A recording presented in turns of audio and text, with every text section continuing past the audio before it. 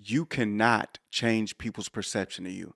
They see you that particular way because they want to see you that way. And you must realize this because you going out of your way trying to prove them wrong or change their mind will be a nonstop, never ending battle. But I can't lie. I can't lie. It used to bother me so much. People get a little bit of information about you and throw you in a category and put a label on you. And most people do it strictly off of your looks. We all know how society is becoming so shallow. Is stereotyping in our DNA? Is our perception our protection? Let's talk about it. Hit the like button. People see you in one light or another depending on the way they think and the way they see. It has nothing to do with the truth of who you really are. I did a little research and I found out that our brains are wired to simplify the world. We categorize people based off appearance and behavior because it helps us process complex social information quickly. It's the brain's way of saving energy. It's called cognitive efficiency. And these particular categories that we throw people in help us guess how someone will act, which makes us feel more comfortable interacting with them. This is called predicting behavior. And once we categorize people, confirmation bias keeps them in that category for eternity. It doesn't matter if we're wrong or right. We will constantly look for anything and everything that supports our belief. How are some of y'all going around living life not caring what people think about you? I remember that I don't actually know what you're thinking about me. I just know what I think you might be thinking about me, which means I'm creating a mean and judgmental version of you in my head and then using it to think mean things about myself. And since I made you mean in my head. And I know there are people out there that say they don't care about what people think of them. And that's possible because there's always exceptions to the rule. There are people that truly don't care the way you see them. But the sad thing is, most of us do care and we can't help it. It's literally in our DNA.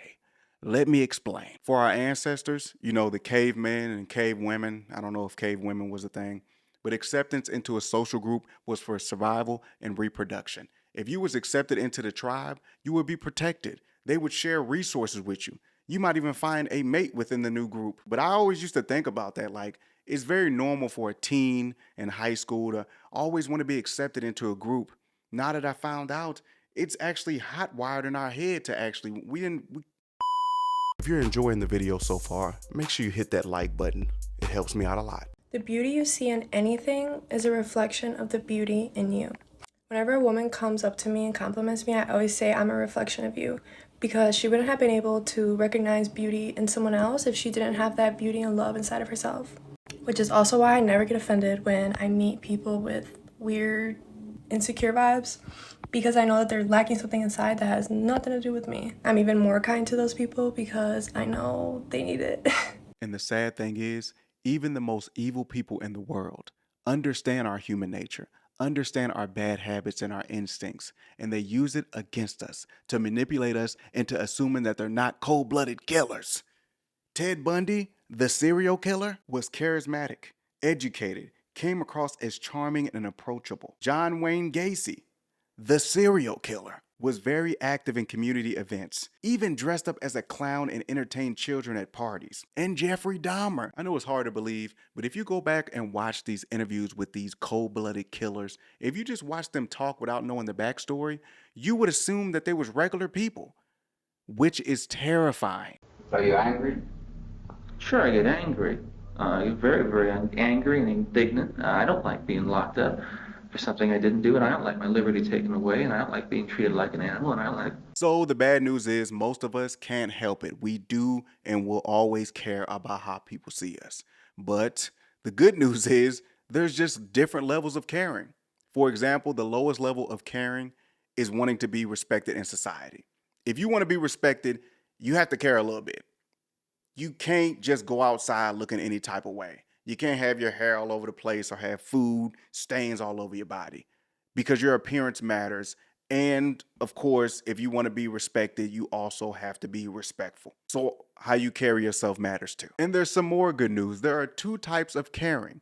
The healthy caring, which can promote empathy and accountability. And then there's the unhealthy caring, which can lead to anxiety, people pleasing, or loss of authenticity. And the unhealthy caring was definitely my problem. And I think it's most people's problem, but most people don't want to admit it. But growing up, I took everything so personal. If I found out somebody didn't like me, especially if they didn't even take the chance to get to know me, it would bother me. And I would spend way too much time trying to convince them otherwise or prove them wrong, like I said before.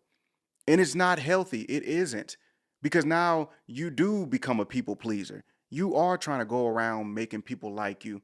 And it becomes fake after a while because you're not being yourself. Because obviously, when you be yourself, they don't like you. That's another root of human struggle, worrying about other people's perceptions about who you are. Like, why would you ever care about that, you know? And I think that I fell victim to that in my past, of worrying about things that I can't control. You know, if the people understood what words could do to a human being, especially where we are in today's society, then they wouldn't be invested in that. So I'm not here to dispel anything. You can continue to ask other people around me about what they think about me, and continue to write about mood swings. Like, you know, human beings have mood swings. Like, you go home and you're not happy with things, or you're mad at something, or you're happy. That's a mood swing. It's okay to be human. Like, I don't have to be perfect for anyone here, nor do I have to be perfect for the public. So I'm not here to dispel any perception. I'm just here to be myself. But most of the people that didn't like me, they didn't even give me a chance at all. They would look at me, he reminds me of so-and-so probably. I probably reminded them of somebody that they didn't like. And they would just be like, I'm good. But I'm a decent man. I'm a decent man from the city of demons. Nigga. You are not a robot. You care. Stop acting like you're carefree. Stop acting nonchalant and you're too afraid to be vulnerable and admit stuff, okay? You seen I admitted it and I feel better. The more you run away from it, the more difficult it's going to become when you have to face it, okay? The thing is, you're going to care. Just try not to care too much. There you go. One less problem. I had to learn this the hard way, but hopefully you don't. You cannot change people's perception of you. They see you that way because they want to see you that way. That's their reality. I used to go above and beyond trying to show people that I'm a good person. Not only did they not notice the good, they was low-key waiting on me to make a mistake so I can prove them right. You know what I learned? I learned to be a good person for good reason and mind my business.